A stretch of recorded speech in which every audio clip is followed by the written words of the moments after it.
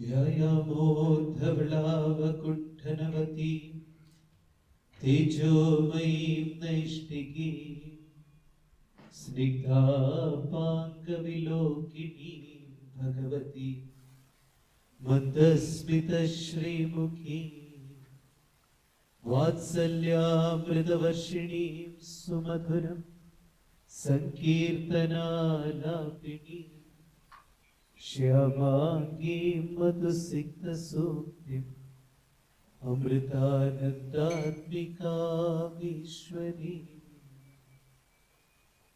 मूकं करोति वाचालं पङ्गुं लङ्घयते यत्कृपातमवते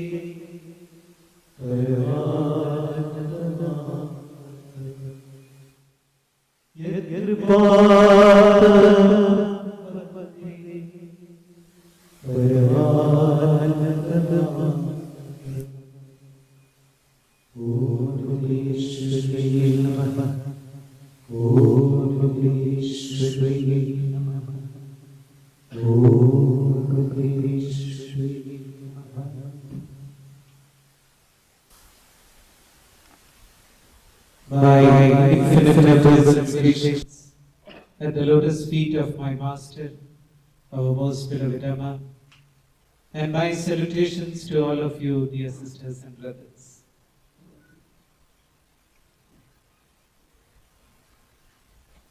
Extremely happy to be back here in the Ram Mandir to have this program after a gap of nearly 3 to 4 years. I would like to thank all the trustees of the Ram Mandir, trustees of the Ayyappa Mandir, and also the trustees of the Mayi Math Charitable Trust for inviting me to Kenya and for hosting this event. Let me convey lots and lots of love and regards from my Master Rama to all of you. The last time that I spoke to her, I had mentioned about my visit to Nairobi, and she said I should convey lots of her love to all those whom I meet. I hope all of you are the best of health. We have just come out of a pandemic. The pandemic is not yet over, but yet things have become much more fluid than what it was a few years back. I always say this, 3 years before, we were always told to keep away from negative people. But since the last 3 years, it has changed. Now we are being told keep away from positive people. So that's how the pandemic has changed the way of life, has changed so many things in our life. But let's all hope and pray that this is behind us and we are able to continue with life with more energy and with less fear. The topic of my talk today is life is a gift, living is a skill. If someone were to ask you this question, what does life mean to you?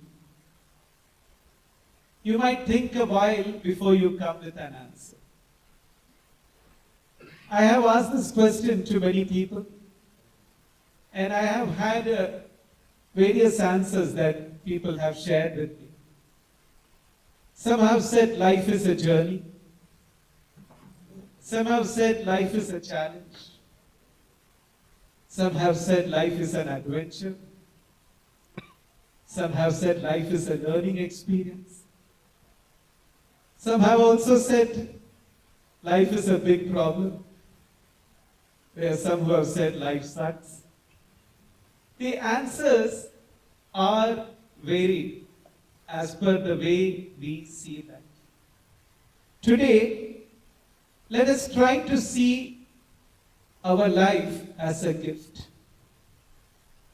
And let us see how living can be transformed into a skill by which we can remain happy and peaceful all the time.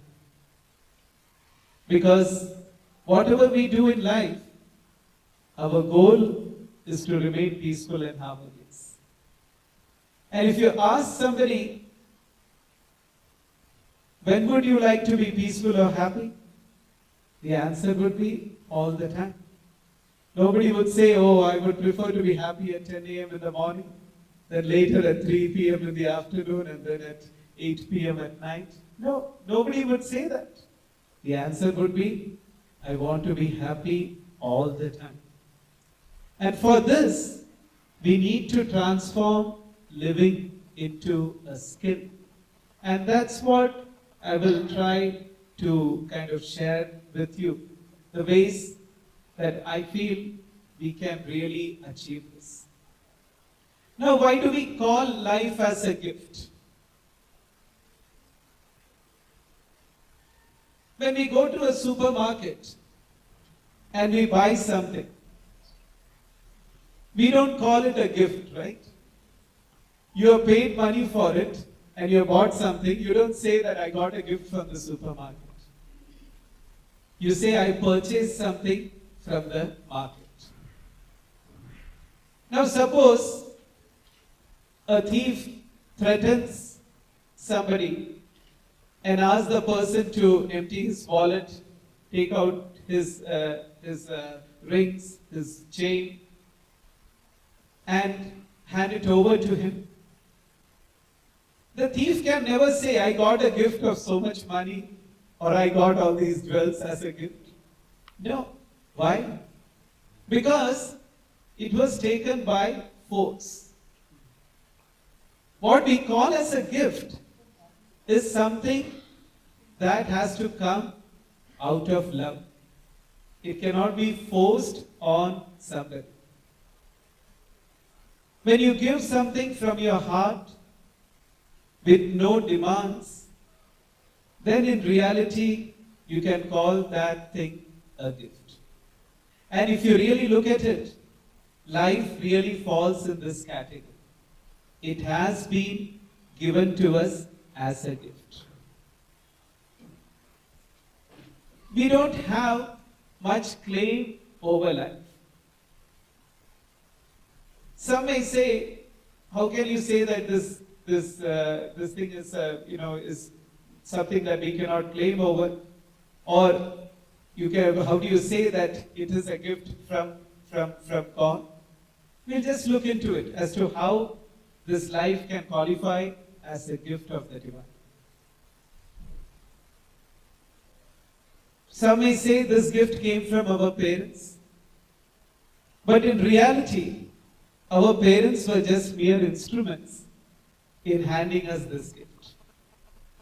If you make a human body with all the organs, all the veins, the arteries, everything in the right way,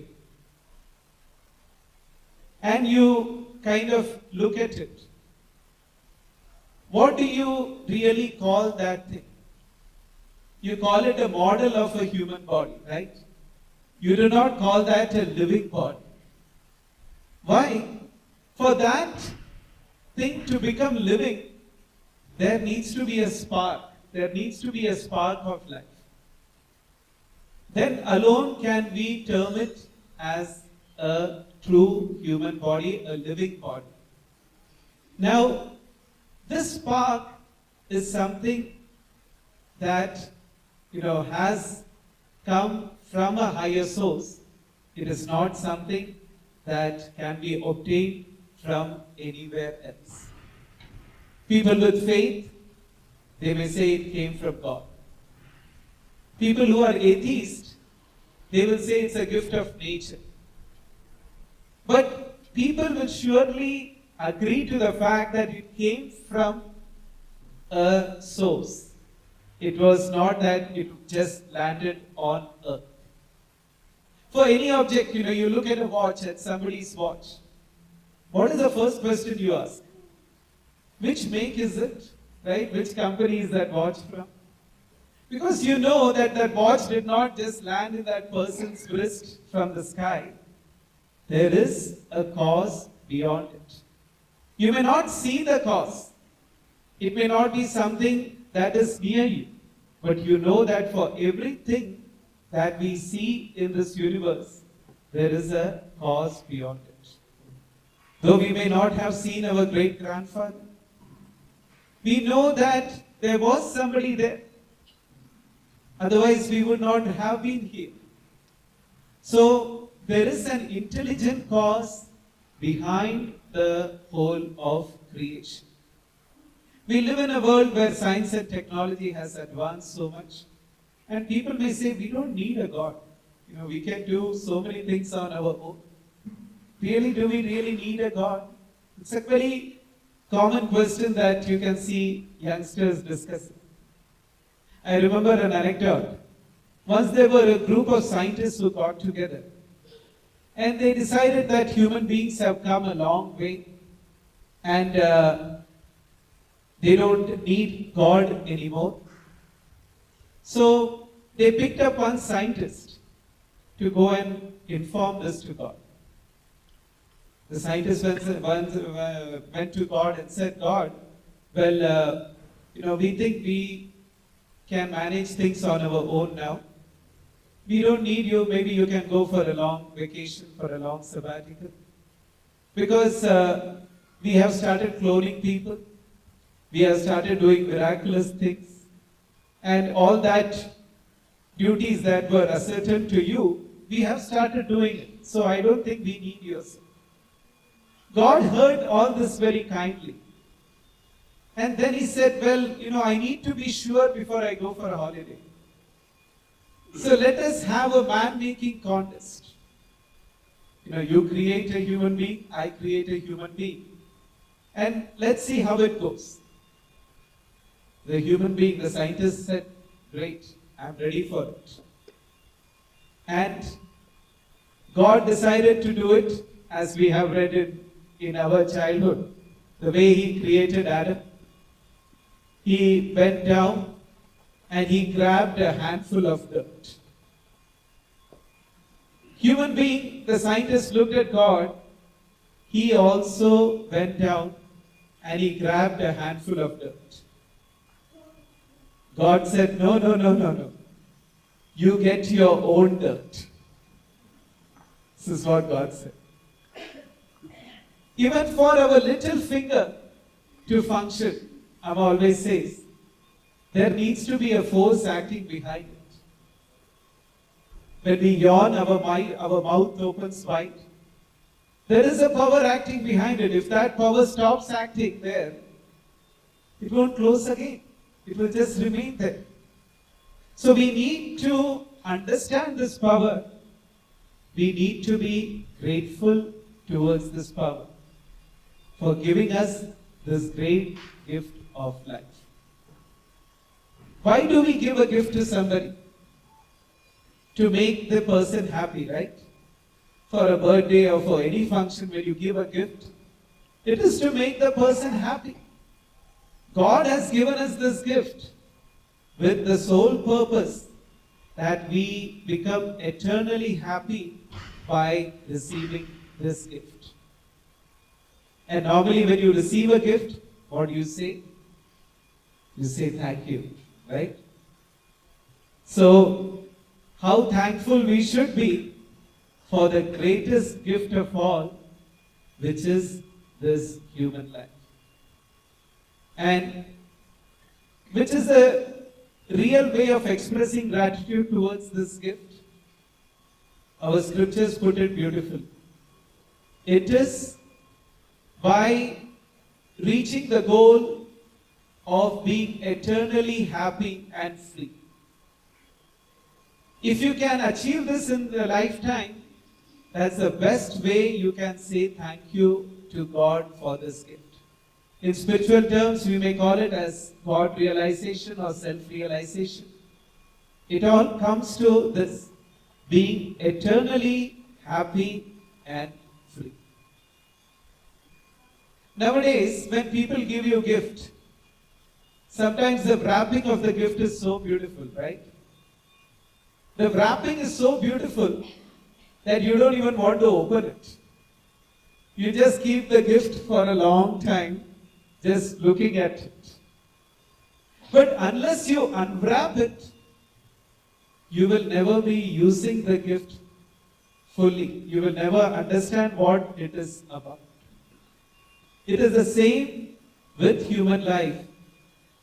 You have to unwrap this gift so that we understand why this gift has been given to us, what is the real potential of it. If this human life is just used to eat, drink, sleep, and procreate, then unfortunately we are just at the wrapper level. We haven't gone much beyond it. There is much more that we can achieve through this life of ours. In Hinduism, there are 4 goals that are mentioned, which I am sure many of you are familiar. It is Artha, which is wealth, Kama, that is fulfillment of desires. Third is Dharma, righteousness. And the 4th is Moksha, or eternal freedom. These are the 4 goals that human beings strive for. Spirituality is never against wealth, nor is it against fulfillment of desires. The only thing our seers have mentioned to us is, earn wealth, fulfill your desires, but it should be following the third, which is Dharma, righteousness. You can earn wealth, but earn it the right way. Don't snatch somebody else's wealth. You can fulfill your desires, no problem. But fulfill it in the right way. It should not be by hurting others. It should not be by forcing things on others. It has to be done with righteousness. A life that is led in righteousness will automatically take you to the 4th goal, which is eternal freedom or moksha. Living just for wealth and desire is like staying in the wrapper level. You don't go much beyond it. But going into dharma and finding the way towards moksha is in fact using the life in the right way. It is, really using this gift in the best way possible. Now, many of us have a piano at home or a guitar at home. Just by having a guitar or a piano, one doesn't become a pianist, right? Or one doesn't become a guitarist. In the start, maybe you were very excited to learn that instrument, but you bought it, but you just went for a few classes, then you felt it's tough. It becomes a decoration in the drawing room. But can you call that person who owns it a guitarist or a pianist? No. He just has the instrument. I have a cricket bat at home. That doesn't make me a Virat Kohli. I need to know how to use that instrument in the best way.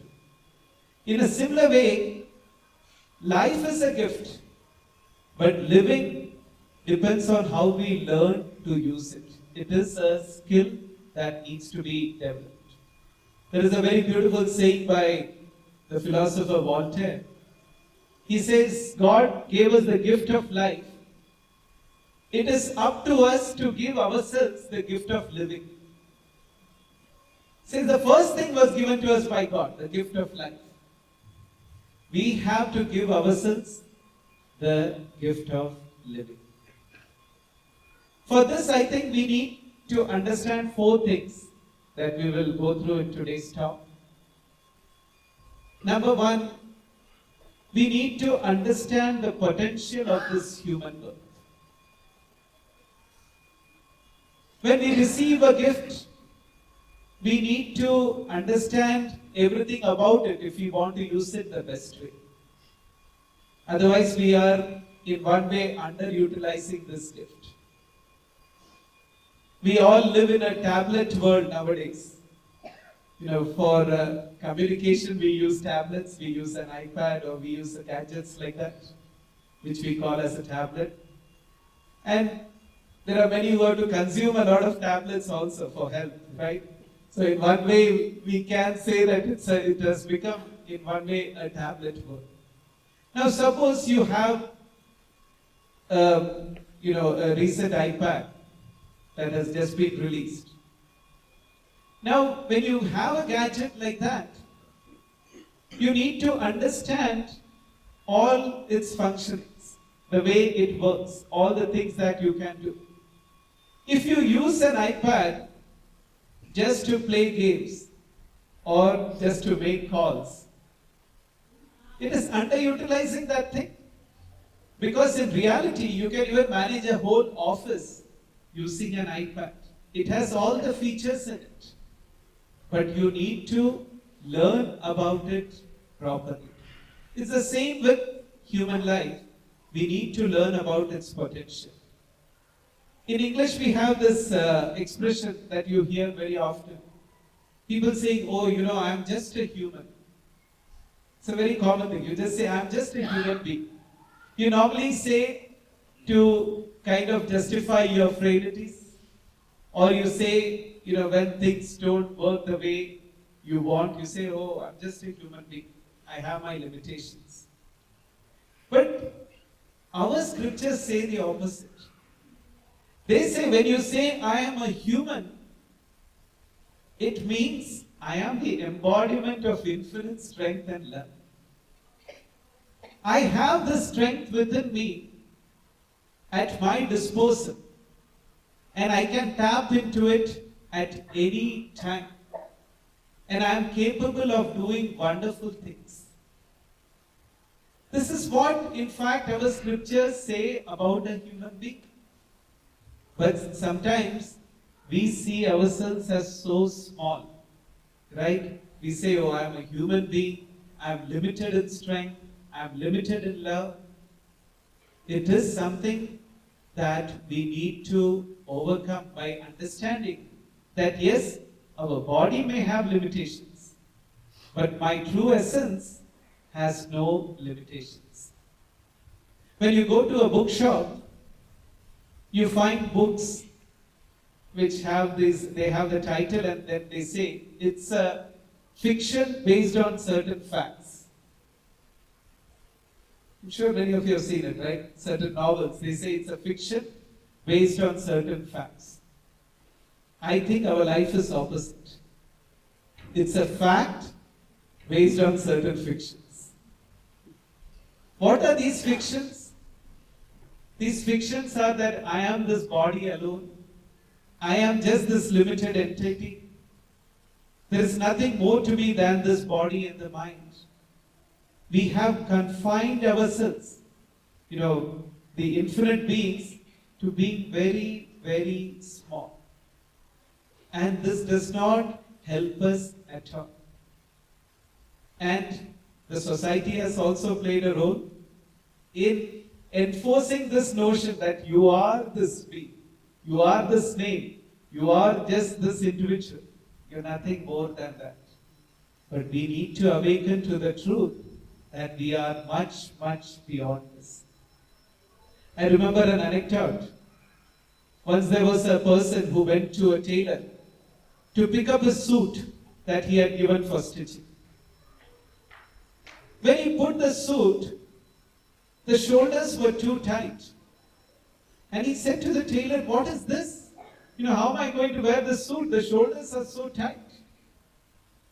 The tailor said, oh, that's not a big problem. When you wear the suit, just shrug your shoulders like this. It will be fine. You will not feel it tight at all. And then he looked at the mirror and he said, but look at the back. It's so tight, it's all wrinkled. What will people think when I wear this? The tailor said, why are you making such a big fuss of it? When you walk, just bend a little as you walk. All the wrinkles will go away. Now this man, this innocent guy, he just followed the tailor's instructions. He was walking in the road, with his shoulders shrugged and, with a bent posture, he was walking. As he was walking through the street, somebody stopped and asked him, "Can you tell me who is your tailor?" Now this man was feeling very uneasy in the suit. He became a little angry. He said, "Why do you want to know who is my tailor?" This passerby said, "Well, if somebody can make a perfect suit for a cripple like you, that man must be a genius." See how we kind of fit ourselves into something that we are not in reality. This happens to the majority. We all think of us as very, very limited. The poet Rumi, he puts it beautiful. He says, when you talk to people, they always say, "Who am I? I am just a drop in the ocean." But I tell them, don't forget, you may say you are a drop in the ocean, but you are also the ocean in the drop. Just think about it, how true it is, right? We say we are a drop in the ocean, but every drop contains the ocean in it. Says you need to remember that you are also the ocean in the drop. Mahatmas like Amma have this responsibility. They have taken up this work of awakening us to this true nature of ours, to make us understand who we are in reality.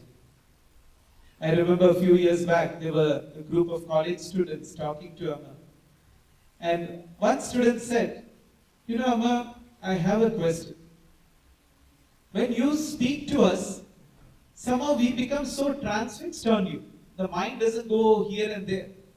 It's not the same when our professors speak to us. Are you hypnotizing us in some way?"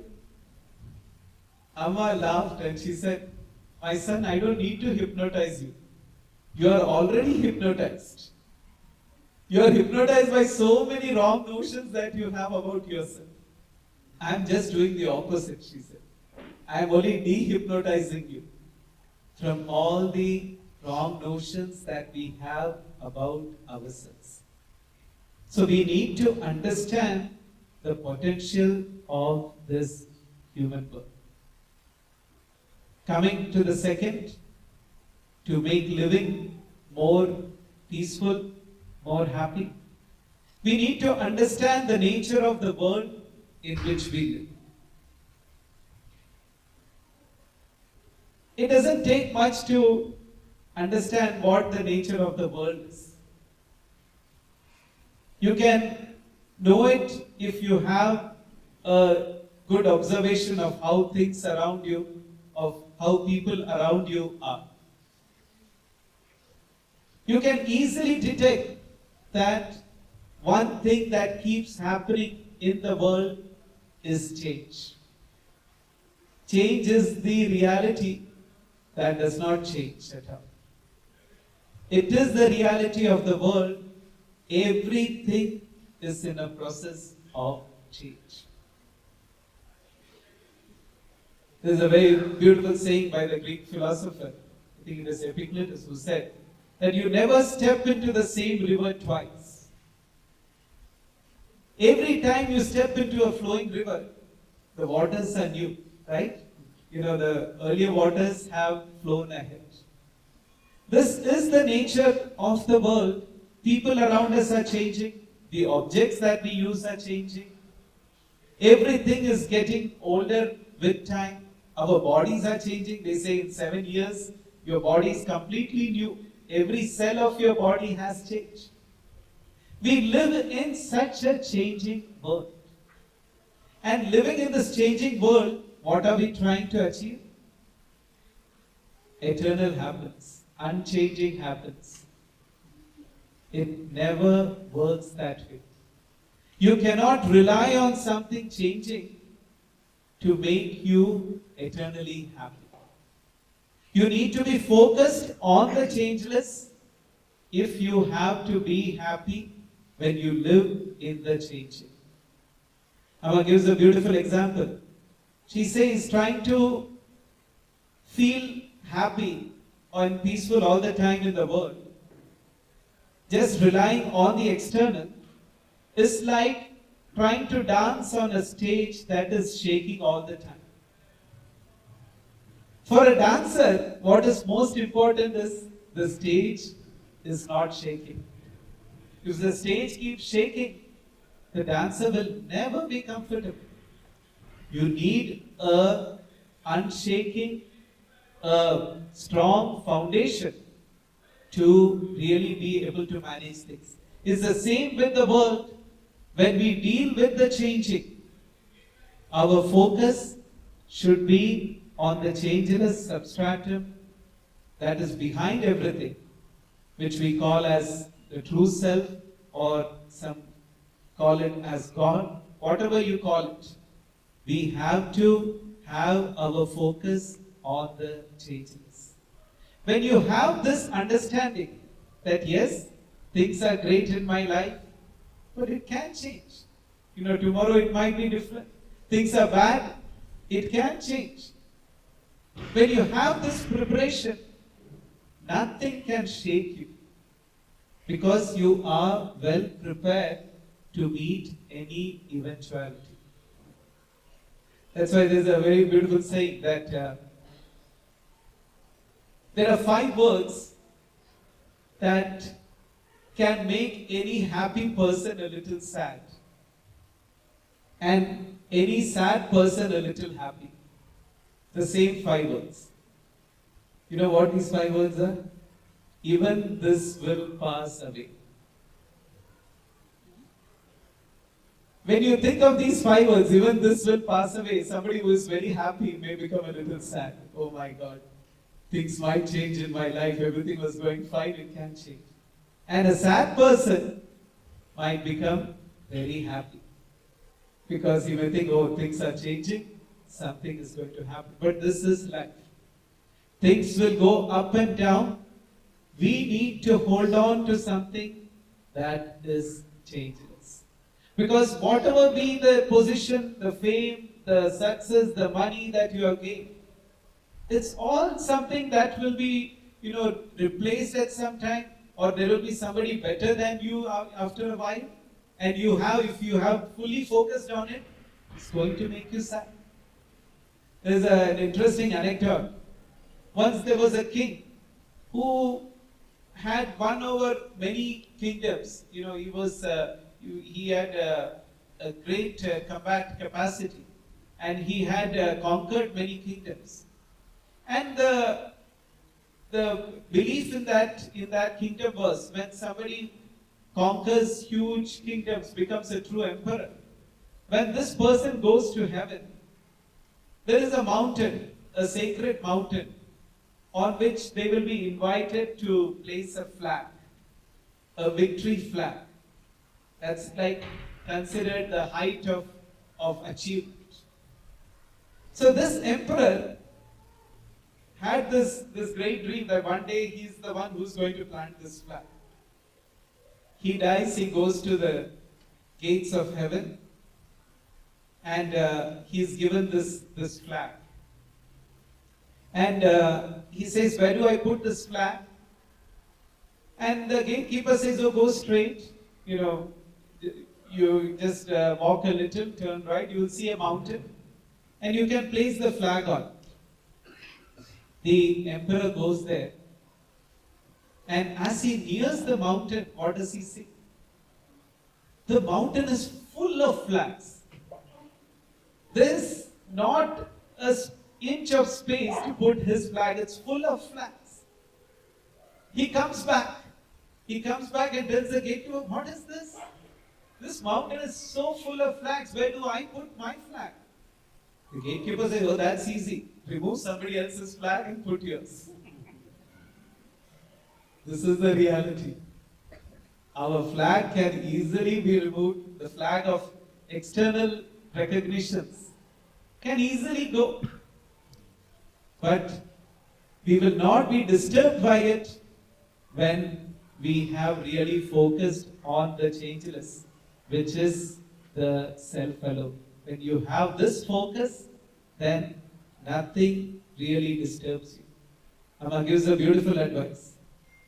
She says, be like a bird on the dry twig. I always kind of, contemplate on this advice of Amma. She says, be like a bird on the dry twig. When a bird sits on a dry twig, it may be eating something, it may be even dozing a little, it may be chatting with its friends, it may be singing a song. But the moment the wind blows, the bird spreads its wings and is ready to fly. Because the bird knows that if the wind keeps flowing, this twig is going to break. It's going to give away. The bird is ready to fly. Amma says, when we live in the world, if we can live with this understanding, that everything in this world is like this dry twig, it can give away at any time. We all hear this day in and day out, right? Some tragic news comes and we say, my God, kal tak to acha tha. He was great till yesterday, what happened today? Or people losing everything in a day, saying that what happened, they were doing so well, suddenly everything crashed. Everything is a dry twig. It can break at any time. But like the prepared nature of the bird, ready to fly, we should be ready to fly in the sky of consciousness. If that prepared nature is there with us, nothing can disturb our peace and happiness. And we will really be living with that peace, with that preparedness all the time. Coming to the third aspect, we need to also understand what is happening in our minds. This is another big aspect of how living can be made a skill. Because it is the thoughts in our mind, the activities in our mind, that really determines whether we are happy or we are disturbed. But many a times we don't have a proper way of knowing what is happening in our minds. We tend to give thoughts of all kinds accommodation in our mind. There is no background check that we do. And sometimes many of these thoughts, they become highway robbers. They rob away all our happiness. They rob away all our peace. We need to give the right thoughts the parking space within and not just allow anything and everything to find a parking space in our minds. Amma puts it beautifully. She says, what is it that we call suffering? When does suffering really happen? Suffering happens when we give more importance to our creation than God's creation. When our creation becomes more important than God's creation. What is our creation? Creation of the mind. In God's creation, there is only beauty, there is only harmony. But when our creation takes up, things can change very dramatically and in a few seconds. Just to take an example, say suppose today morning, you woke up very peacefully after a good night's sleep. You feel very fresh. Then you had your coffee, you went to the balcony, you looked at the beautiful flowers around, perfect temperature, everything is going well. And you put on the news, you heard about India winning the match, so again you are all happy. And in this mood of happiness, you are driving the car. And say you go to the service center and you are about to park your car when somebody else cuts in front and takes the parking space. Sometimes that is enough to spoil the rest of the day.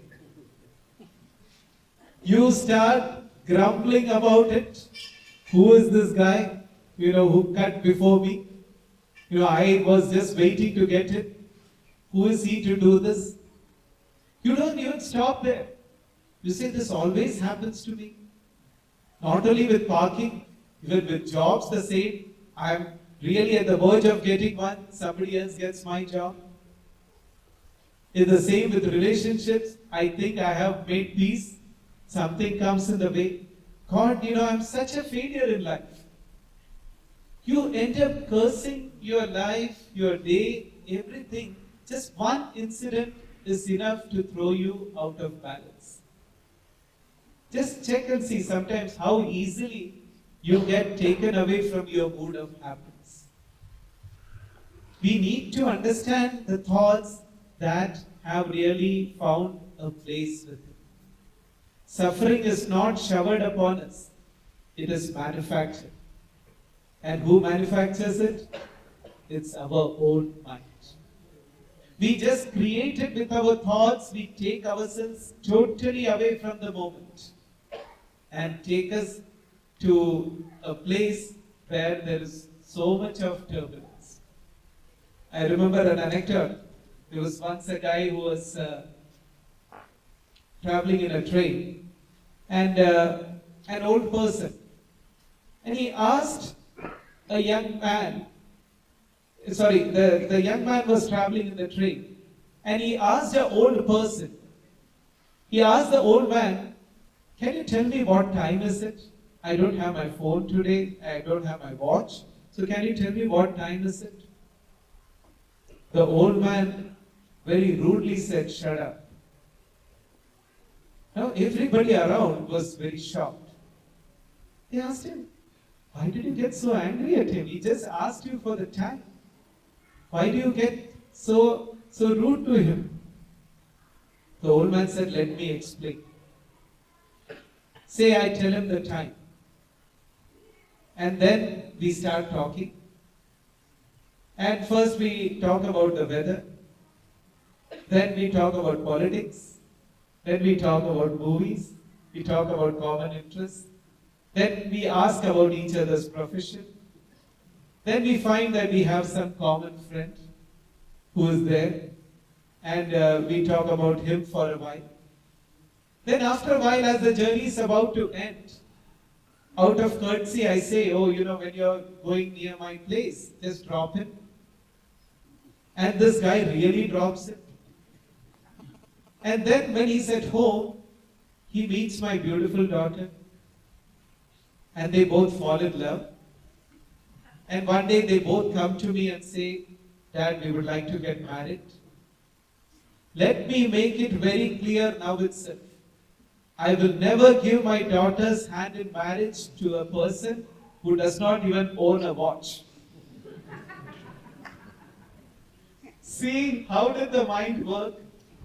It just took him from one thing to the other, to the other, to the other, leading him to, be so rude to the young man. This is how our mind also works. It will take us to the past, it will take us to the present, it will take us to the future, it will take us everywhere. It is only the present moment that sometimes evades our grasp. Let us not allow that to happen. Let us be aware of it, and the moment we think we have gone somewhere, let us, somehow bring a control over our minds. What is right thinking? It is having the right thought at the right place at the right time. If we can practice this, you can see that you remain more in the present, and the present moment is full of happiness. It's full of peace. The more you live in it, the more you are able to experience it.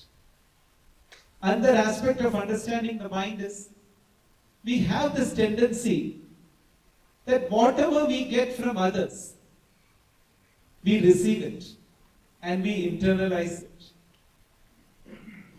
And this leads to a lot of suffering in our lives. For example, somebody is criticizing you. We don't just listen and forget it, right? We listen to it, we get upset, We internalize it. We keep it inside for years together. How do we get rid of this? Because this is again something that eats a lot of our peace, isn't it? People, things that people have said 20 years back, we still remember it. It still pricks us. Buddha gives a beautiful advice. He says, if somebody is offering you a thing and you don't receive it, in whose hand it stays? In the hand of the giver, right? He has given you something, you haven't taken it. It stays with him. Try doing this with criticism, with unnecessary criticism, with unnecessary gossip. You are free from it. You don't allow it to enter you. You don't allow it to settle and make a big hole out of it. You don't allow it to grow as a mountain. This is something that each one of us can do. I always say this, we are multitaskers in the external world. We also need to be multitaskers in the inner world. That is, we need to be able to listen, to ignore, and to forget at the same time. If we can do that, life becomes much more peaceful, becomes much more happy. I remember an incident that happened with me. I was visiting a country for programs and we were having a project there. And somehow the organizer of that place, he had his own way of doing things. And he was not ready to discuss with anybody. And when I started speaking about the projects that we want to do when Amma is coming there, he said, I have decided already, I don't want anybody's advice. I was very hurt by his thing. And he even made comments that, you're young, I'm very experienced in life, I know these things, I don't need to listen to it from you. I thought, I'm not going to deal with this guy anymore. Somehow, things changed, he somehow was not there when the project really started. We managed to do it in a proper way. But this thing stayed with me. One day, 2 years had passed after this. One day, I get a call saying that Amma is calling me. So I go to the stage and I see this person sitting close to Amma. And looking at him, I said, oh, what is he doing here? I don't want to, be with him.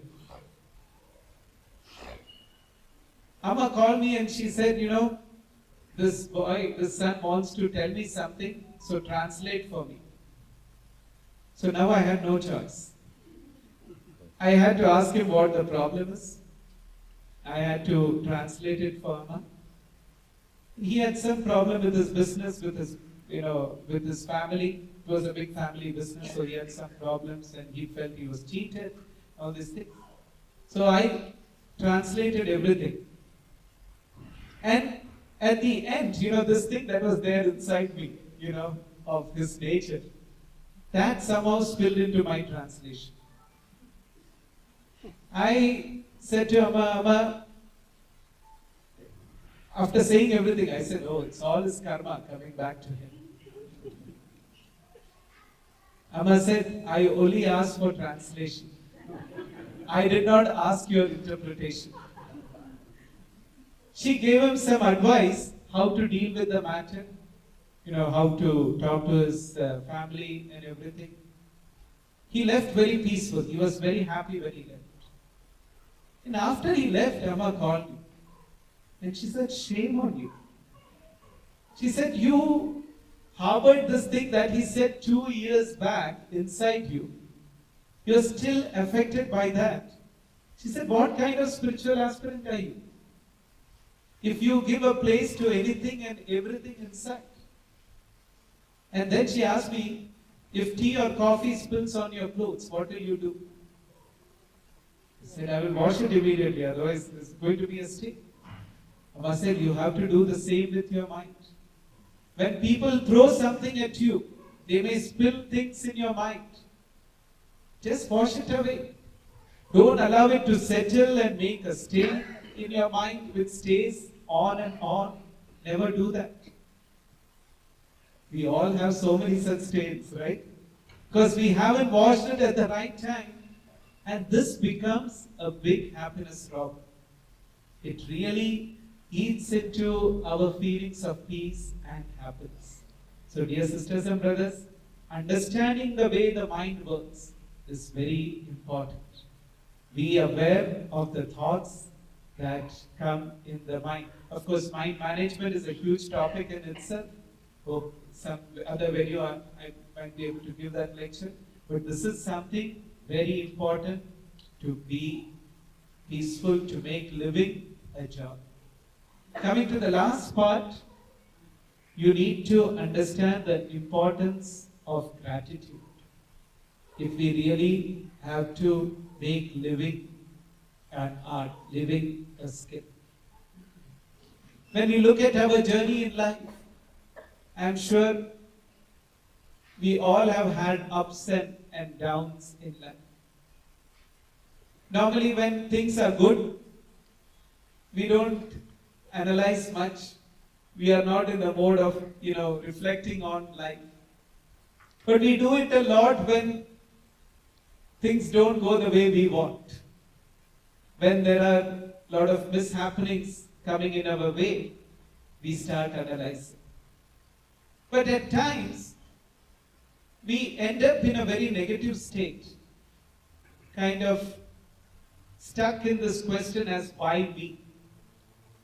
I was so good to everybody, I did so much of things. Why me? Why is God giving all this to me? We may blame people in life, we may blame situations, we may blame the government, we may also finally blame God, saying that God, you are the one who did all this. It sometimes takes us in that state. But this is not the way we need to analyze life. The way of analyzing life is to understand the lessons that experience is giving you. If you really understand the lesson that experience brings to you, it makes you more wiser. It makes you more mature to handle situations in life. And this is a great gift that only adversity can give. It really helps you to understand the realities in a much better way. I'm not saying that you have to go through adversities and you have to pray for it. No. You don't need to do that. They do come on their own. You can kind of reflect on them, learn lessons. Or if somebody is going through an adversity, learn from that as well. Learn the lessons from it. This will make you wise and it will make you grateful to anything that comes in life, good or bad. That is the attitude we need to develop. Normally, when good things come, it's fine. We take it for granted. But when bad things happen in life, we immediately go into a negative state, which is not the right.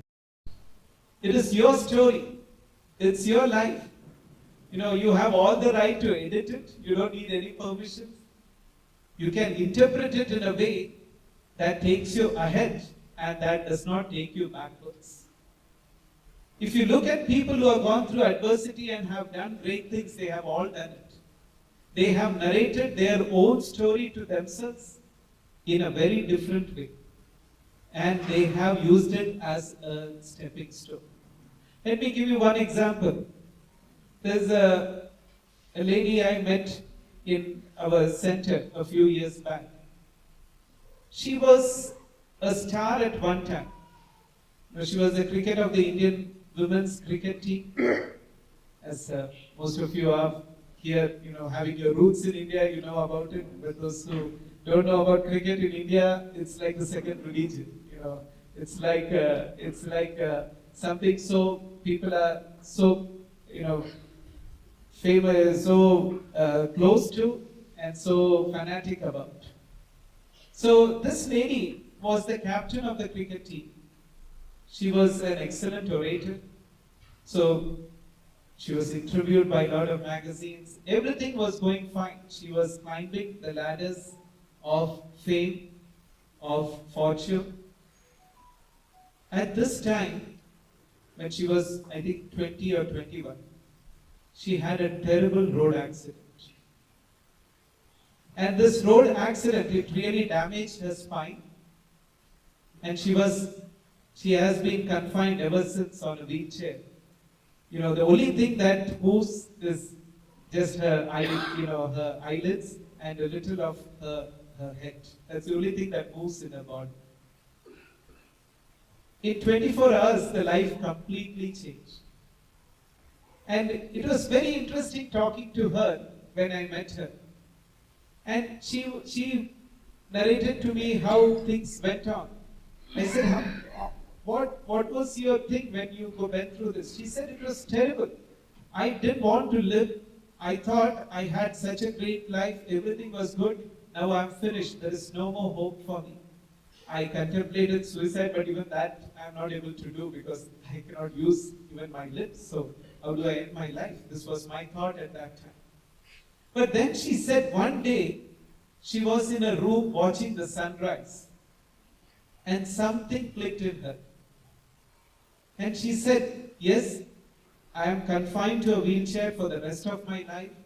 There is no future in sport for me. There's nothing that I can do. But I can do something for people like me.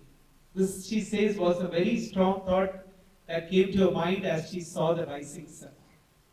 And she said from that moment, the way she interpreted her life became different. When she talks about these incidents, and she says, this thing happened in my life. It was such a learning experience for me.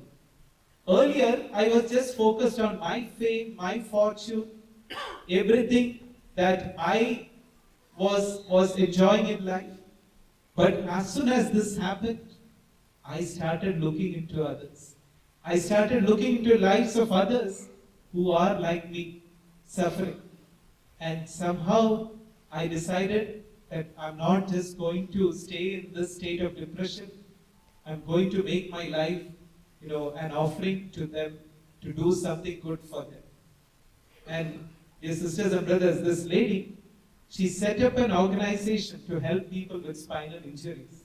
She now travels to many parts of the world to give lectures, to encourage people to help these victims.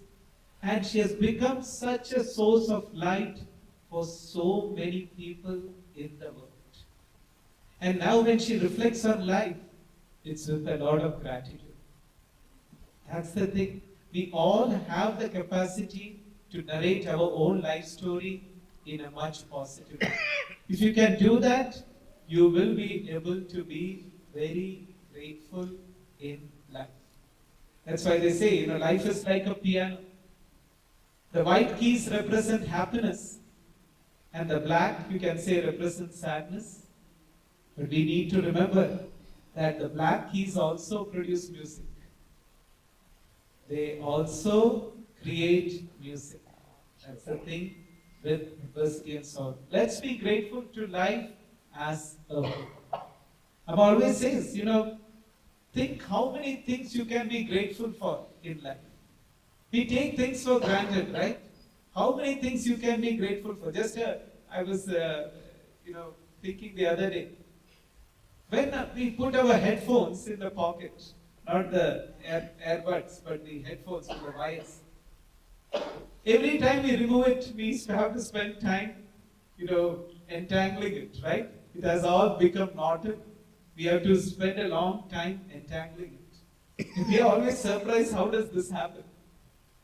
But imagine the nerves in the body, the blood vessels. They go parallel to each other. They say if you extend the blood vessels in a human body, you can go for kilometers. They never get knotted. They never get knotted. It leads to the proper blood supply in the body. How grateful we should be for that. For everything, for every aspect of nature, the sun, the wind, the oxygen. We all understood the importance of it when COVID came, right? Oxygen, was such an important commodity. Nobody really thought about it. This is something that we need to understand in life. I'm sure many of you have read this story in your childhood. It's about a person who's walking through a vegetable garden, and it has many trees as well, many fruit trees. And he sees a field full of pumpkins, and he hates pumpkins. And he keeps walking and he comes to a mango tree. And he loves mangoes, but mangoes are very high. They are very high in the branches, he cannot reach them. He says, God, you really blundered your creation. You really created a huge blunder. The pumpkins should have been on the top. And the mangoes, they should have been on the ground. I'm very clear about it. You really created a blunder.